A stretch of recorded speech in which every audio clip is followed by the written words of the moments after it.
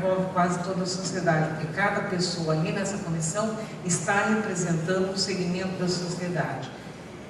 Por mais que nós tenhamos feito palestra, divulgado, discutido o texto, quando ele entra,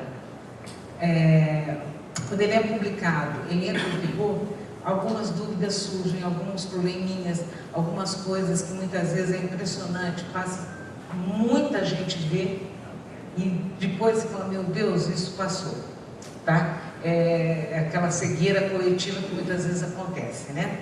Então essa comissão tem por finalidade agilizar esse processo de esclarecimento, até de mudança, se necessária, na norma, tá? Infelizmente, por questões inicialmente orçamentárias do Ministério do Trabalho, depois por questões de dificuldade de alguns setores indicarem os representantes, essa comissão era para ter começado a funcionar o ano passado e ela só começou esse ano. Ela começou agora em março, foi a primeira reunião em março, nós já tivemos a segunda reunião em abril e, como o Schneider falou, eu estou coordenando também esse grupo e nós estamos discutindo, e a gente já discutiu uma estratégia de ação, um cronograma de atividade e a nossa prioridade foi começar a elaborar um manual de orientação da NR32, tá? Que era um anseio de quem elaborou.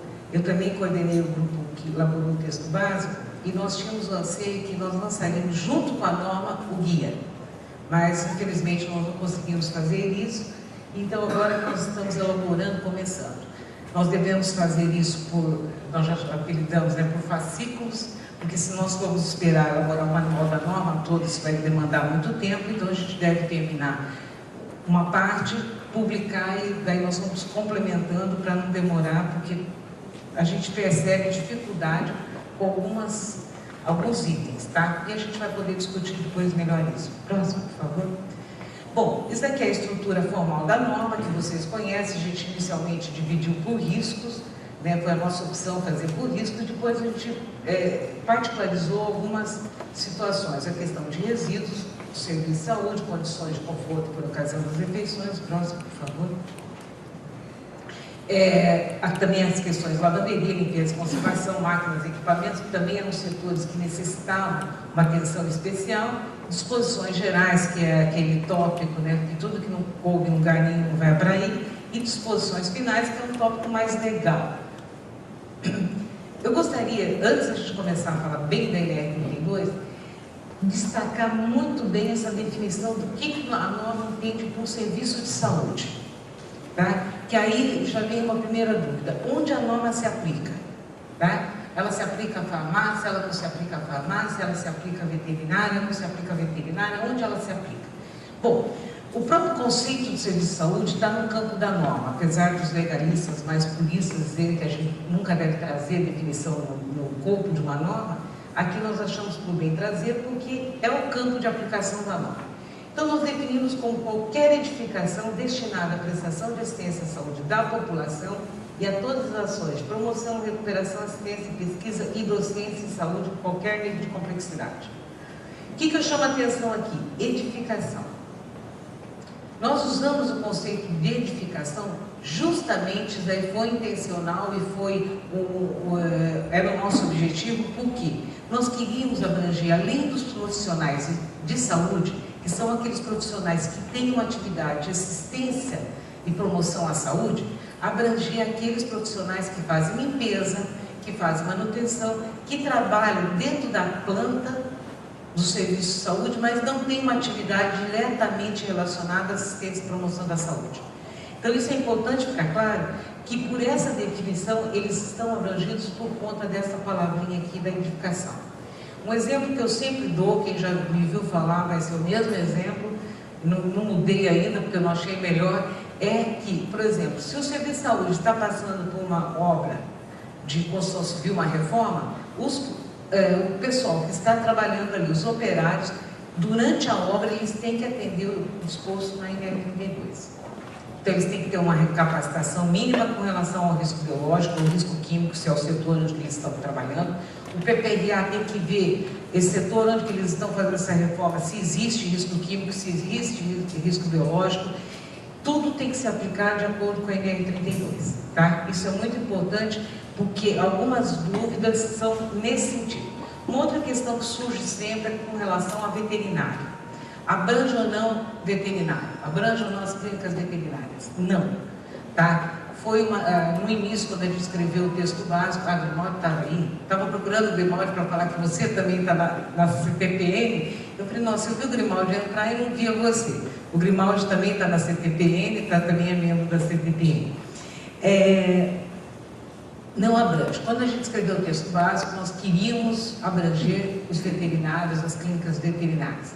Não conseguimos fazer isso e essa palavrinha aqui impede que a gente faça essa abrangência, tá? Nós estamos em discussão, pode ser que na CTPN mais para frente nós consigamos fazer essa alteração, mas hoje ela não abrange a parte veterinária. Próximo. Bom, então como que fica nosso campo de aplicação, o objetivo da norma? Ela traz diretrizes básicas, é óbvio, uma norma, ela nunca é o máximo, ela sempre é o mínimo que você tem que fazer, tá? Das medidas de proteção à segurança dos trabalhadores do serviço de saúde, aquilo que nós vimos na definição do serviço de saúde, dentro do conceito de edificação, mas também daqueles, bem como daqueles profissionais e trabalhadores que exercem atividade de promoção e assistência de saúde. Nós tivemos que colocar esse bem como, porque senão nós deixaríamos de fora os profissionais de saúde que realizam atividades de promoção e assistência à saúde, mas que trabalham fora da edificação. É o caso de home care, atendimento de via pública, vacinação e campanha de vacinação, enfim, vários exemplos de profissionais que exercem essa atividade de promoção e assistência à saúde fora da edificação. Próximo. Nós vimos lá atrás a estrutura formal da norma, os tópicos dela. Se nós fizermos uma leitura bem apurada da norma, nós podemos dizer que ela se divide muito bem em 3 eixos, tá? Que é um eixo muito grande, que é a capacitação, um outro eixo, que são as medidas de proteção, e um terceiro eixo, que são os programas, aqui entendido o PPRA e o PCMSO. A norma inteira ela se divide nesses 3 eixos, são os 3 grandes eixos da norma. O próximo. Se nós formos falar em termos de implantação da norma, esses 3 eixos assumem essa configuração. E isso que está dificultando a implantação da norma, por incrível que pareça. Se a gente entender isso daqui, a gente implanta a NR32 muito facilmente. Por quê? O Mário que usa essa coisa, que nós resgatamos a NR7, a NR9 na NR32. Porque ela é uma norma de gestão. Se você não fizer um PPRA e o PCMSO bem feito, a norma é muito difícil de ser implantada. Então, ela depende dos programas. Se você começar a tentar implantar a norma pelas medidas de proteção, ela se torna muito difícil. Ou você começa pelos programas, e esses programas têm que ser muito bem elaborados, porque se o programa for mal elaborado, ele impacta aqui e aqui, e daí vem aquelas perguntas. Quem pode usar sapato aberto? Quem não pode usar sapato fechado? Quem pode usar adorno? Quem não pode usar adorno?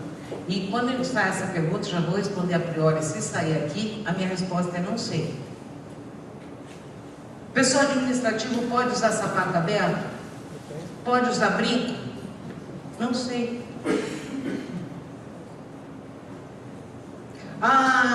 O pessoal de laboratório não, esse exemplo é ruim. Pessoal da nutrição, pode usar?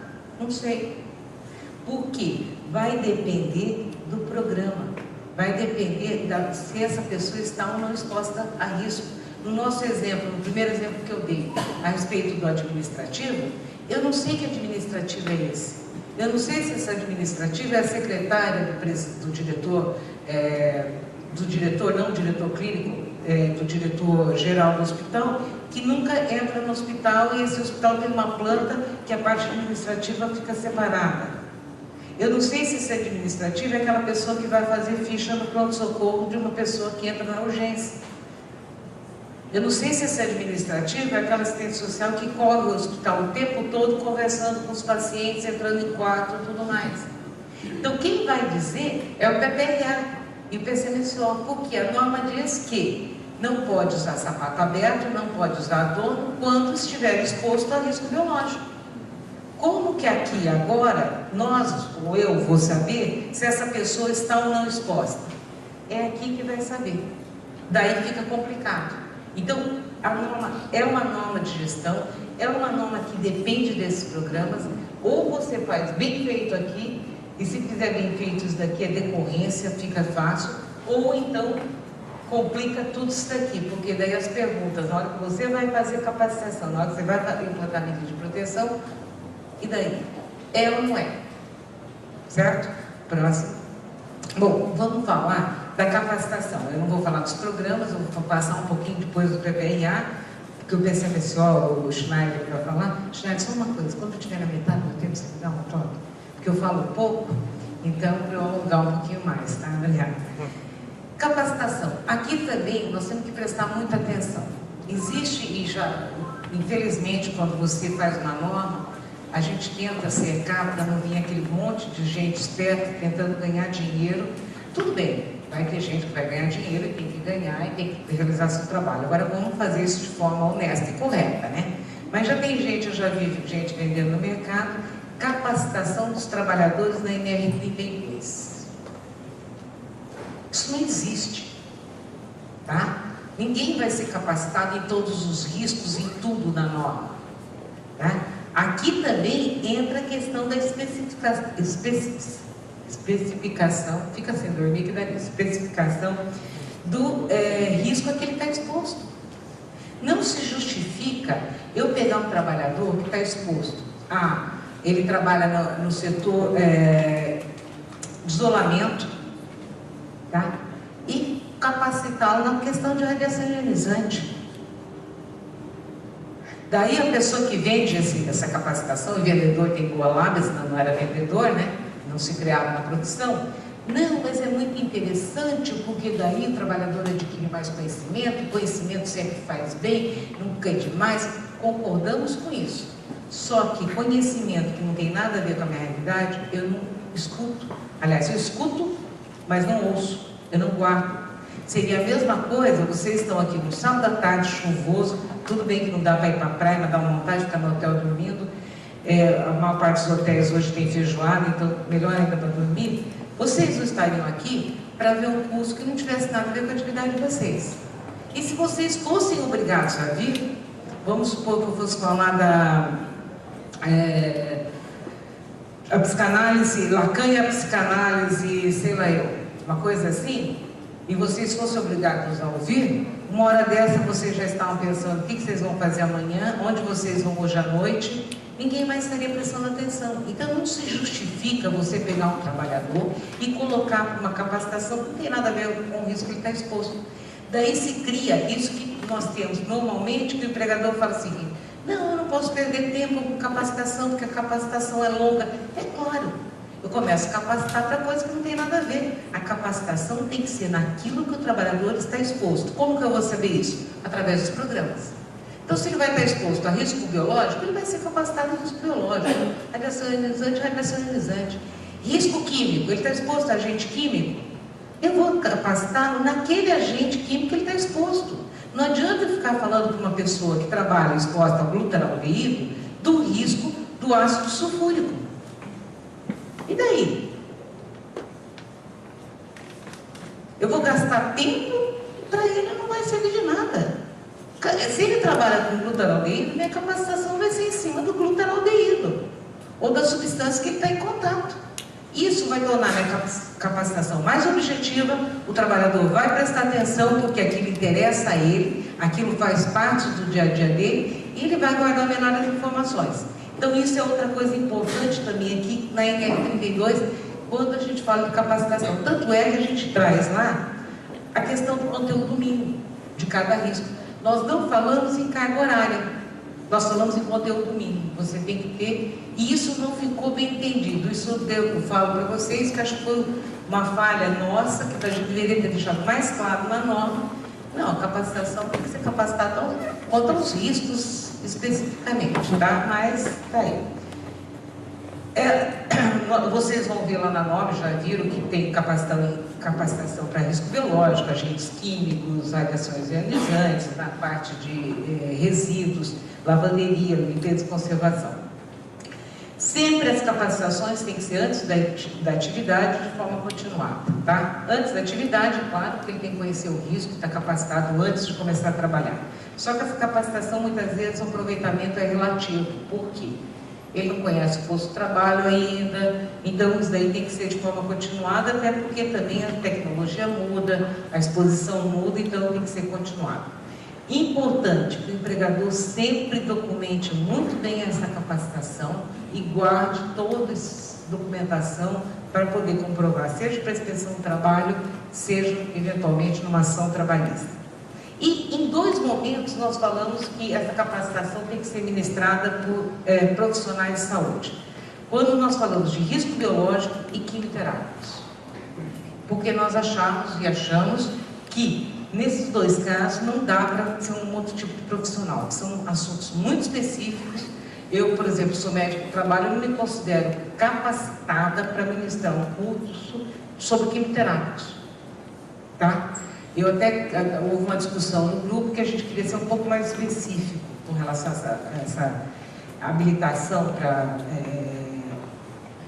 dar essa capacitação, mas acabou ficando como profissionais de saúde.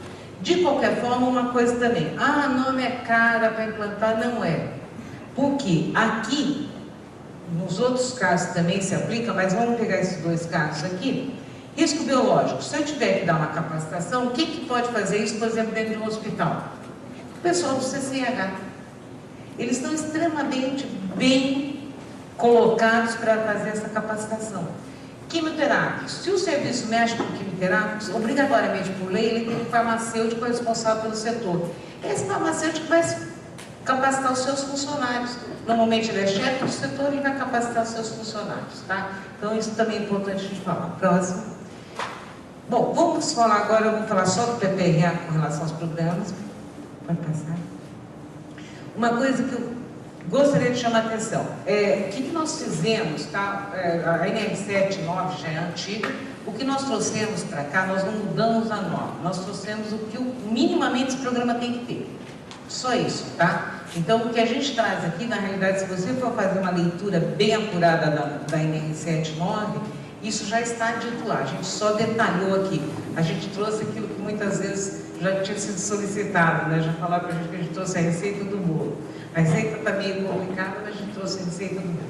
E chamar a atenção para a obrigatoriedade desses programas estarem disponíveis aos trabalhadores. Com relação à NR9, já havia essa previsão na NR9, a 7 não tinha essa previsão, a NR32 traz que ela tem que estar disponível aos trabalhadores. Próximo. Bom, com relação agora ao PPRA. Minimamente, o que o PPRA tem que ter? A identificação dos riscos biológicos mais prováveis. Aqui eu discordo um pouco dessa redação, isso eu falo sempre, porque eu acho que a redação original é dos agentes biológicos mais prováveis. Importante, essa identificação é teórica, inclusive quem leu o texto básico da norma, publicado no Diário Oficial, tinha a palavra teórica. Isso é para derrubar o seguinte, gente, ninguém vai ficar colocando placa de pedra para aviar gente no meio ambiente, tá? Não é avaliação quantitativa, é uma avaliação qualitativa, porque já tem gente vendendo aí avaliação quantitativa colocando. Não adianta você colocar uma placa, por exemplo, no pronto-socorro. O que vai crescer ali que nos interessa? Nada. Porque a transmissão, o que mais nos interessa é a transmissão sanguínea. O ar, tuberculose, não vai dar certo. Né? Não vai dar certo. Então, não é esse tipo de identificação que se fala aqui. Uma identificação teórica e ela é qualitativa. E que tem que ser levado em consideração a localização geográfica e característica do serviço. Por que localização geográfica? Tá? Então, algumas doenças são mais importantes numa região ou outra, algumas são presentes numa região, menos na outra. Então, você tem. Como que eu tenho acesso a esse tipo de informação? Toda cidade tem o setor de vigilância epidemiológica. O setor de vigilância epidemiológica da prefeitura tem isso daí mapeado. Você tem lá qual é o percentual de AIDS no teu município, qual é o percentual de tuberculose, das hepatites no teu município. Você pode se basear nisso. Até para você ter uma ideia, se nós estivermos falando, por exemplo, vamos falar das transmissões sanguíneas. As mais importantes que vão estar em todos os programas, tá? Que são as hepatites B e C e o HIV. Você vai ter até a proporção que isso anda no teu município. Então, a vigilância epidemiológica está bem colocada. A CCH, se for uma CCH atuante, também tem esses dados lá. Característica do serviço também é importante. Ou do setor. Se eu estiver fazendo PPRA de pronto-socorro ou da obstetrícia, tá? É totalmente diferente. Vamos falar da obstetrícia. Se eu estiver fazendo PPRA de uma maternidade que atende classe média alta, uma maternidade que atende uma periferia que o serviço da saúde da mulher não está bem desenvolvido ali, é diferente. Não porque vai mudar a prevalência das doenças, não é isso? Vou ter a mesma quantidade de HIV, de hepatite e tudo mais, só com uma diferença.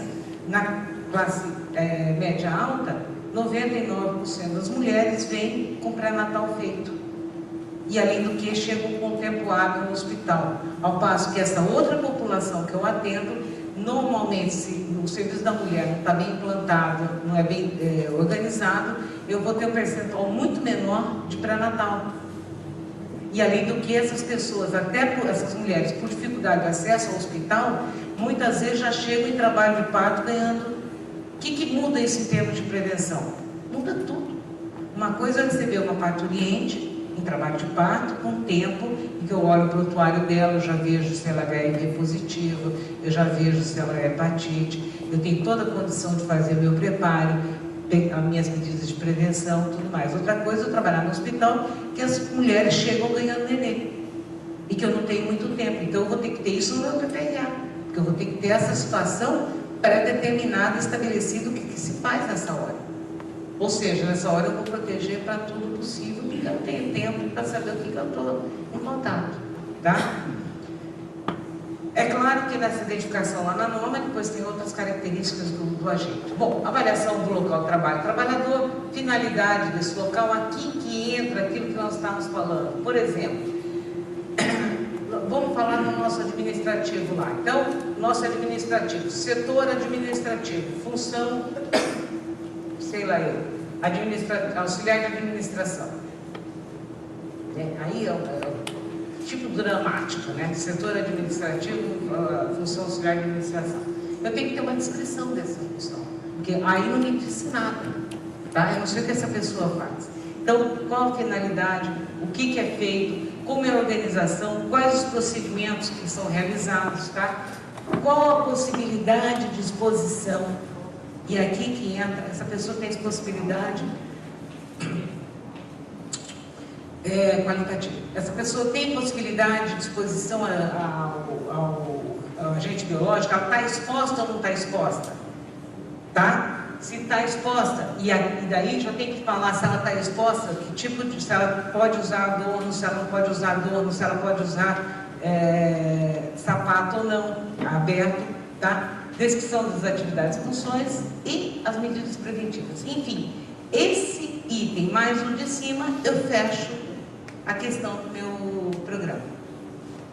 Tá? Eu vejo o risco lá, só que o fato do risco estar lá, desculpa, o fato do agente estar aqui não quer dizer que eu tenha risco. Eu vou ver como que essa trabalhadora está exercendo a sua atividade para saber se ela está exposta ou não. É isso que vai dar o risco, se ela tem a exposição ou não. Ah, mas tem o risco biológico, tem o agente biológico. Tem. Agora, se eu, por exemplo, se é um hospital, vamos falar o seguinte, 0 de atendimento de tuberculose, não tem nada via aérea, tá? E ela só faz entrevista, ela pode entrevistar o dia inteiro, trabalhar paciente com hepatite, que ela não está exposta. Certo? E mesmo tuberculose, se ela só entrevista pacientes com tuberculose que já entraram em tratamento, já não são mais bacilíferos, também a gente já vai discutir isso. Então são essas questões que vão me dar o risco, a exposição dela e o risco. Bom, de qualquer forma, nesse caso, eu acho que isso ficou bem claro, na elaboração do PPRA e do PCMSO tem que haver um trabalho conjunto do SESB, de quem estiver elaborando esse programa, com a CCIH, tá? Porque a CCIH detém esses conhecimentos de infectologia, que para nós médicos do trabalho, vamos venhamos, não é Muito fácil, a gente já esqueceu isso lá da faculdade, tá? A gente já não está mais familiarizado com algumas questões relacionadas a esses agentes. Então, a CCH é uma grande ajuda para a gente, porque eles trabalham com isso constantemente, então eles têm um conhecimento de tecnologia que pode nos ajudar. Próximo. Com relação a produtos químicos, tá? No PPRA, vamos sair do risco biológico, o que tem que ter o inventário dos produtos químicos? Todo mundo, muita gente, gente, isso daqui já deveria estar sendo feito desde 94. É absurdo você falar num PPRA de um local qualquer de trabalho, que tenha produto químico que não tem um inventário. Você tem que ter uma lista de todos os produtos químicos. É trabalhoso? É. O primeiro é muito trabalhoso. Depois se torna mais fácil. Mas sem isso daqui, você não pode falar que é um PPRA. Porque eu tenho que ter listado lá os produtos químicos que são utilizados, tá? E assinalando aqueles que trazem risco à saúde do trabalhador. E desses eu tenho que ter uma ficha descritiva. Agora aqui é muito importante que esse daí seja visto a questão risco. Porque não é o fato de eu ter um produto químico que eu tenho risco. Porque o que nós temos hoje no PPRA? Como auditora, eu tenho acesso a muitos PPRAs. A gente tem comumente uma situação. A situação mais frequente é que o PPRA tenha lá risco, produtos químicos. Não falou nem disse nada, né? Produtos químicos, é água, ar, sei lá, produtos químicos, então não disse nada. Ou então, aquilo do PPRA, que é menos frequente, mas acontece, que é o xiita, né? Risco. Dá uma substância, agora me fugiu. Uma substância qualquer, sem trazer concentração nem como é utilizado. Pá! Tá? Certo, mas substância sem a concentração e como é utilizado também não diz nada. Por quê? 2 princípios de toxicologia, senão não existe toxicologia. Primeiro, todo produto químico oferece risco ou pode oferecer risco à saúde humana. Todo. Oxigênio, grande exemplo. Tá? Água. Tá? Oxigênio, nós precisamos para respirar, mas numa concentração ele pode nos fazer mal, certo? Então não existe produto inócuo para a saúde humana, ponto. Outra coisa, para saber se tem risco ou não, eu dependo da concentração e do tempo de exposição. Se eu não tiver a concentração do produto químico e tempo de exposição, eu não disse nada no meu PPRA, tá? Então eu vou ter que ter, por isso que no momento a gente fala no risco que ele oferece à segurança do trabalhador, na forma como ele é utilizado.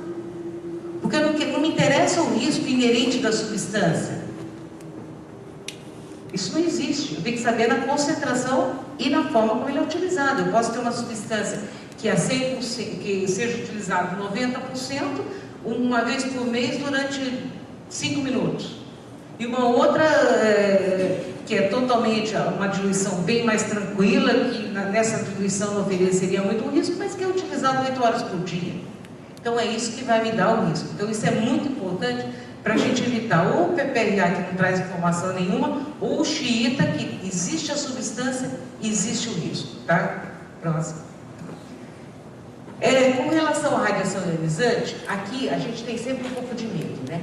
Ainda mais nós médicos do trabalho. Se a gente não está familiarizado com agente biológico, né, porque a gente já esqueceu muita coisa de infectologia, quando fala em radiação ionizante, então a gente, com exceção de quem fez um pouco mais de física, ou quem passou um pouquinho na medicina nuclear, mas são poucos, a gente falar em radiação ionizante não quer nem ver isso daí, porque isso aí eu não entendo e não me interessa, tá?